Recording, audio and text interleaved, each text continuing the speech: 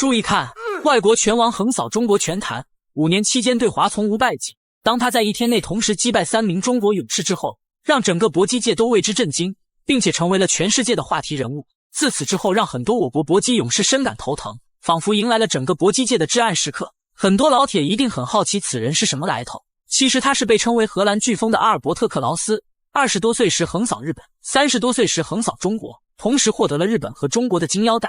拳如重炮，腿如寒井，经验老道，总能压制对手，其实力可谓是强悍至极。当对华无敌之后，他也表示自己将准备转战美国擂台。他认为自己在华很难遇到势均力敌的对手，然而事无绝对。顾辉从初出茅庐的小将，一路成长为昆仑决技术指导总教头，并且成为了3亚市的格斗教官。正是这份坚毅的性格，才让他敢跨级别挑战克劳斯。他曾表示，越是强大的对手，越能让自己兴奋，这一战一定要打到最后，为中国擂台争光，并表示克劳斯可以去美国，但一定要把中国的金腰带留下。在这场比赛当中，顾辉展现出了惊人的顽强和完美的战术意识。老铁们点赞支持中国处行者顾辉，让我们一起来看他是怎么打败荷兰拳王，创造历史的吧！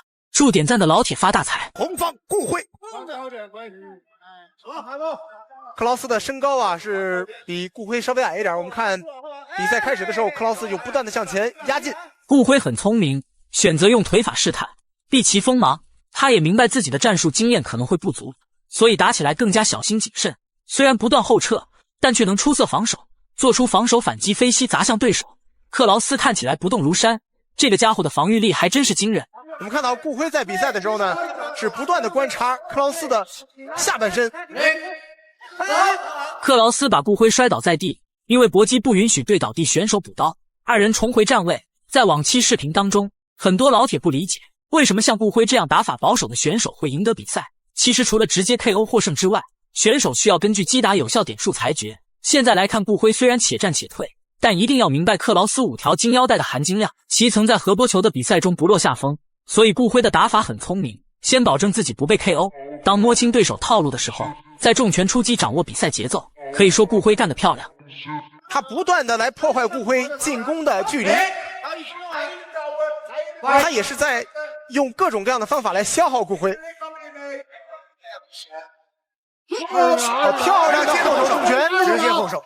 克劳斯把顾辉逼到墙角，随后组合拳进攻，但大部分的攻击都打在了空气上。顾辉的身形灵活，防御做得很不错，他很明白自己比赛经验和体重都没优势，所以一定要挺住对手的第一波进攻，在第2回合寻求机会。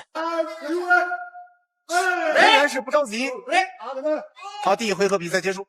其实第1回合我们看到第1回合比赛结束，其实我们能看到顾辉的技巧是很精湛的。原本赛前克劳斯要打另有他人，虽然顾辉没有提前训练，但他却仍旧敢打敢拼。即使劳伦斯已经对华14战不败，他心中却丝毫不惧。老铁们一起给顾辉加油，一起来看第2回合的比赛。比赛刚开始，顾辉打法十分凶猛，连续摆拳命中对手，回法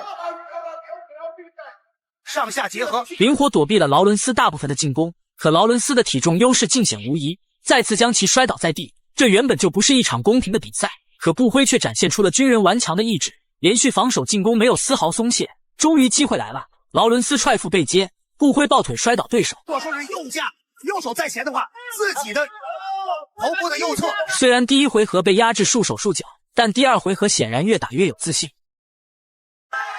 非常善用自己的更精准的打击就做更精准的打击。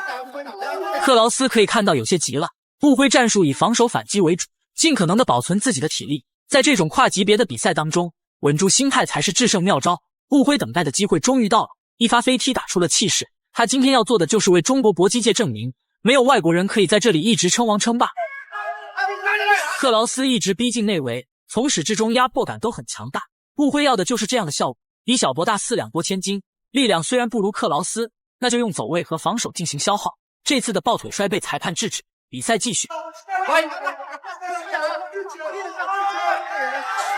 那么刘波，这场比赛顾辉的这种战术是相对来说是比较合理的吗？到目前为止他的贯彻的情况你觉得如何？顾辉的这个打法是非常克制克劳斯，他是不断的移动，然后用扫踢来干扰克劳斯。表面上来看，克劳斯步步紧逼，攻击也是密不透风，但实际上体力的消耗是巨大的。正所谓拳怕少壮，比赛前媒体一致不看好顾辉，认为他赢得比赛的概率不足1成，但现在来看，他逐渐稳住了局面。这变阵还是体能非常的充沛。顾辉刚才是逼到了绳脚，但是顾辉非常迅速的撤出。是的，还有15秒啊，拿出来。好，10秒钟的时间，不停的移动，连续的袭击来自于克劳斯。第2回合比赛结束，双方打得十分精彩。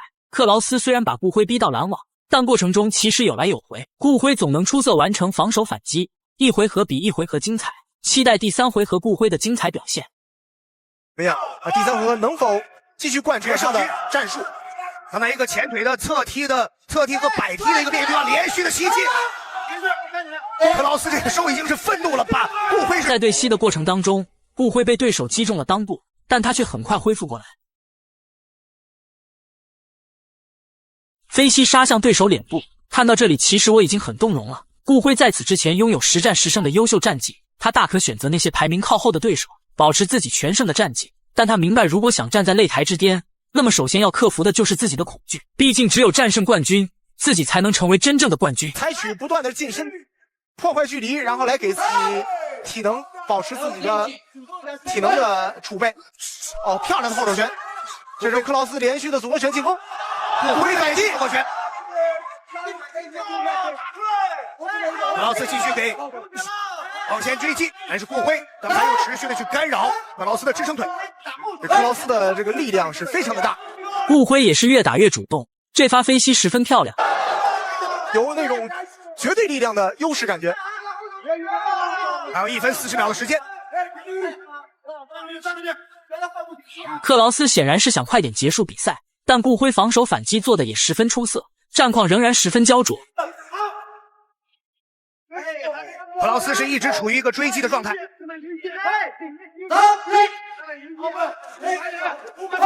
不得不说，第3回合对双方的体力都是巨大的考验，但顾辉仿佛是永不疲惫的战斗机器，总能走位灵活躲避。克劳斯的打法被克制了，虽然他的重拳是大力沉，但碰见顾辉这种严密的防守，就像是最锋利的矛遇上了最坚硬的盾，有力使不出。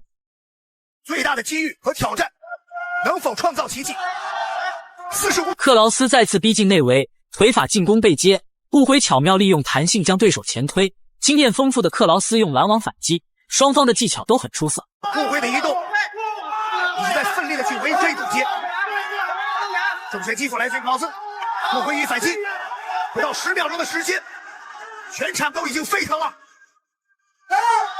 铃声响起之后，双方都举手庆祝。中国小将顾辉凭借着1分的微弱优势赢得了比赛。这一战虽然十分艰难，但他却展现出了强大的意志。老铁们怎么看待顾辉这场比赛的呢？欢迎留言讨论，下期更精彩。